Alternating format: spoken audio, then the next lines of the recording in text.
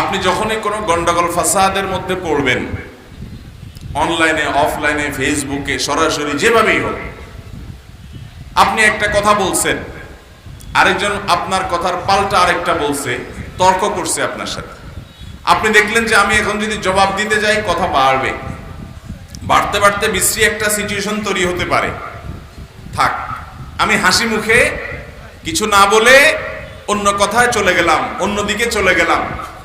এতে যদি আশপাশের লোকরা আমাকে দুর্বল মনে করে করুক, কেউ যদি ভুল ধারণা করে করুক, আমি অন্তত কথা বাড়াবো না। শুধুমাত্র কেন? কারণ নবী করিম সাল্লাল্লাহু আলাইহি সাল্লাম আমার জন্য জান্নাতের মধ্যে প্রাসাদের দায়িত্ব নিয়েছেন, সেজন্য।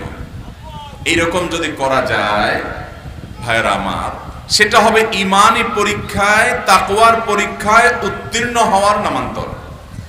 মুশকিল হলো ইবলিসকে নিয়ে। ইবলিস আপনার মনের মধ্যে ওয়াসওয়াসা দিবে, বলবে যে মাথা ঠিক আছে তোর, তুই এখন যদি চুপ থাকস, তুই যদি জবাব না দেস, তাহলে এরা সবাই মনে করবে তুই বোগাস, তুই ভুলের মধ্যে আসস। তাহলে মানুষকে তোর সম্পর্কে ভুল ধারণা দিতে দেওয়া যাবে না, সত্যের পক্ষে লড়ে যেতে হবে। এই লাগাই দিল আর কি লেজগা। ভাইরা আমার,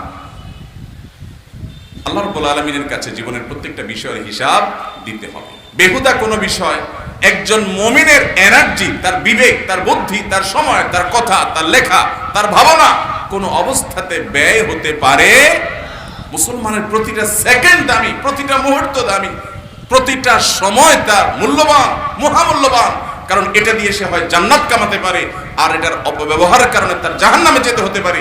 এই জন্য বেহুদা তর্ক ছাত্রদের মধ্যে দেখবেন আছে, অফিস কলিগদের মধ্যে দেখবেন আছে, রাস্তাঘাটের মধ্যে দেখবেন আছে, চায়ের দোকানে দেখবেন আছে, মহিলাদের মধ্যেও দেখবেন যে দু চার মহিলা একসাথে হয়েছে, কোন একটা ইস্যু নিয়ে শুরু হয়েছে গন্ডগোল ফাসাদ, হইতে হইতে সেটা হাতাহাতি চুলাচুলি মারামারি পর্যন্ত হয় কি হয় না? বলে আপনি আমি যদি ভালো মুসলমান হতে চাই, নবীজি সাল্লাল্লাহু আলাইহি সাল্লাম আমাদের জান্নাতের দায়িত্ব নেই, সেটা যদি আমরা চাই, জান্নাতে যাওয়া নিশ্চিত যদি করতে চাই, তাহলে সেক্ষেত্রে এই বেহুদা তর্ক বর্ষা এড়ানোর কোনো বিকল্প নাই। আমি জীবনে এরকম কিছু নেক মানুষ দেখেছি।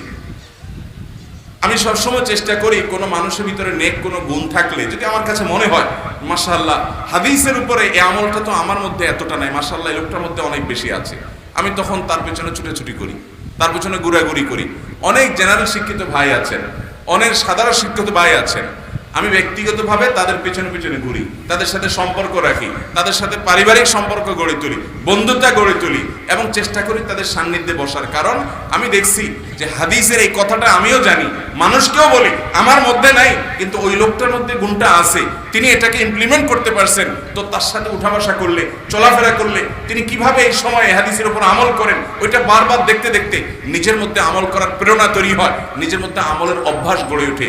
এই জন্য আল্লাহ বলেছেন ইয়া আইয়ুহাল্লাযীনা আমানুত্তাকুল্লাহ ওয়া কুনু মা'আস সাদিকিন।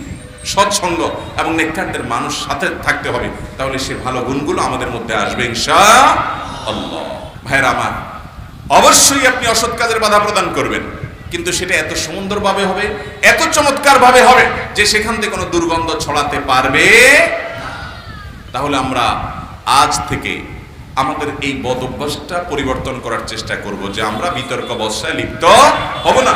আম্মা জান আয়েশা রাদিয়াল্লাহু তাআলা আনহা বর্ণিত হাদিসে নবী করিম সাল্লাল্লাহু আলাইহি সাল্লাম বলেছেন, ইন্না আবগাদার রিজালি ইনদাল্লাহ, আল্লাহর কাছে সবচেয়ে খারাপ মানুষ, সবচেয়ে খারাপ মানুষ হলো আল আলাদুল খাসিম। কে? সবচেয়ে খারাপ মানুষ হলো যে ব্যক্তি প্রচন্ড ঝগড়াটে স্বভাবের, কথায় কথায় লেগে যায়, যেখানে সেখানে লেগে যায়। এই রোগ যদি আপনার মধ্যে থাকে, আমার মধ্যে থাকে, এই হাদিস আমাদেরকে সতর্ক করছে, এখনই আসুন পরিবর্তন করি না।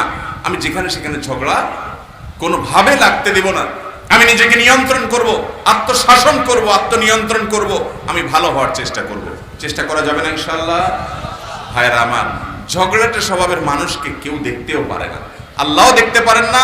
আল্লাহর কাছে আবগাদুর রিজাল, সবচেয়ে খারাপ মানুষ শুধু আল্লাহর কাছে খারাপ মানুষ হয় না, বান্দার কাছেও খারাপ মানুষ হয়। কেউ হয়তো বলে না আপনারে, পেছনে পেছনে সবাই জানে লোকটা ফালতু কিসিমের মানুষ, শুধু ঝগড়া ঝাঁটিয়া তর্ক বিতর্ক ছাড়া তার কাছে আর কিছু নাই। এই জন্য আল্লাহর ওয়াস্তে এই কুতর্ক বন্ধ করবো তো ইনশাআল্লাহ। বিশেষ করে যখন খেলাধুলার নামে কোথাকার কোন দেশের খেলোয়াড়, যে দেশের সাথে আমাদের কোনো কূটনৈতিক সম্পর্ক নাই, রাজনৈতিক সম্পর্ক নাই, অর্থনৈতিক সম্পর্ক নাই, ওই দেশের এমবেসি আমার দেশে নাই, আমার দেশের এমবেসি সে দেশে নাই, ধর্মীয় কোনো সম্পর্ক নাই, সব কিছুতে তাদের সাথে আমাদের বৈপরীত্য। আমি যে সমকামিতাকে ঘৃণা করি, হয়তো ওই খেলোয়াড় সমকামিতাকে শুধু সমর্থনই করে না, তার জার্সির মধ্যে সমকামিতার সিম্বল এবং আলামত বহন করছে। আমি তার হয়ে, তার পক্ষে লড়াই করে, যুদ্ধ করে, গন্ডগোল করে, আমি তর্ক বিতর্ক করে সময় নষ্ট করছি, মারামারি করছি, মিছিল বাহির করছি, টাকা পয়সা নষ্ট করছি। অনেক ফ্যামিলিতে আছে যে স্বামী একটা, স্ত্রী আরেকটা, বাপ এক দলে আর মা আরেক দলে, সন্তান আরেক দলে। এই দেশে আমাদের রাজনীতির নামে দ্বীনের ব্যাপারে নানান বিষয়ে গন্ডগোল, ফাসাদ আর গ্রুপিং এর অভাব নাই। আবার সেখানে আমদানি করে কোত্থেকে কোনটা নিয়ে আসছে এবং সেগুলা ঘরে ঘরে, জনে জনে, তরুণ প্রজন্ম সহ সমাজের প্রতিটা মানুষকে ধ্বংসের দিকে নিয়ে যাচ্ছে। একজন মুসলমান অন্তত এই সমস্ত পাগলামের স্রোতে গা ভাসাতে পারে না। আল্লাহ তাআলা আমাদেরকে বুঝার তৌফিক দান করুন। বাইরে আমার যে হাদিসটি আমি বলছিলাম, সে হাদিস নবী করিম সাল্লাল্লাহু আলাইহি ওয়াসাল্লাম 3 ব্যক্তির কথা বলেছেন। এক ব্যক্তির কথা আমি মাত্র বললাম, যে ব্যক্তি তর্ক বিতর্ক এড়ায়া চলে। দেখেন, সত্যের পক্ষে সে, তারপরেও সে তর্ক এড়াচ্ছে। সে যেটা বলছে এটা সত্য, আর তার সাথে যে তর্ক করতেছে উনি জানেন যে এটা মিথ্যা, ভুল, তারপরেও সে দেখছে যে কথা বাড়াইলেই আমল নষ্ট হবে, একটা বাজে কথা বলা হবে, বেহুদা কথা বলা হবে, আমার কোনো দরকার নাই, সেখান থেকে সরে যায়। এই ব্যক্তির জন্য নবী সাল্লাল্লাহু আলাইহি ওয়াসাল্লাম জান্নাতের ভেতরে একটি প্রাসাদের দায়িত্ব নেবেন। মানুষ ঝগড়াটে স্বভাবের, মানুষের মধ্যে ঝগড়া করা, বিতর্ক করা, বচসা করা, গন্ডগোল ফাসাদ করা, এই প্রবণতা মানুষের মধ্যে কম বেশি থাকে। এই মানবীয়, প্রাকৃতিক এবং প্রবৃত্তিগত যে দুর্বলতা আছে, ইমানদারের সাফল্যের জায়গা হলো সে আল্লাহকে খুশি করবার জন্য, তার আখেরাতকে উন্নত করবার জন্য, নিজের করবার জন্য সে নিজের বিরুদ্ধে সংগ্রাম করে, আত্মশাসন করে, ঝগড়াঝাটি করা, বিতর্ক বচসা করা, গন্ডগোল ফাসাদ করা, এই বদ স্বভাবটা থেকে নিজেকে বাঁচানোর, সরিয়ে আনার জন্য প্রাণপণ চেষ্টা করবে, নিজের সঙ্গে নিজে লড়াই করবে। এটা যদি করতে পারে তাহলে সে জান্নাতের পথে অনেক দূর অগ্রসর হয়ে যেতে পারে। নবী করিম সাল্লাল্লাহু আলাইহি ওয়াসাল্লামের যে হাদিসটি আমি পাঠ করেছি, সেখানে তিনি ইরশাদ করেছেন, আনা যাইমুন বিবাইতিন ফি রাবাদিল জান্নাতি লিমান তারাকাল মিরাআ ওয়া ইন কানা মুহিক্কা। যদি আল্লাহর কোনো বান্দা কোনো ব্যাপারে ঝগড়াঝাটি করার মতো ইস্যু তার তৈরি হয় এবং ওই ইস্যুতে সে সত্য এবং হকের উপরে আছে, সে যেটা বলছে এটা সত্য, সে নিজেও জানে, তারপরেও সে ঝগড়াঝাটি, গন্ডগোল ফাসাদ এটা যদি এড়ায়া যায়, সে ঝগড়াঝাটি থেকে দূরে সরার জন্য সে ওখান থেকে সরে যায়, প্রয়োজনে চুপ হয়ে যায়, অথচ সে যা বলছে সত্য, তারপরও ঝগড়া বাড়াতে চায় না, কমাতে চায়, নীরব হয়ে যায়, সরে যায়, ঝগড়া বন্ধ করার জন্য সে যত রকমের ব্যবস্থা আছে সব চেষ্টা করে, এড়ায়া যায় ঝগড়াটা।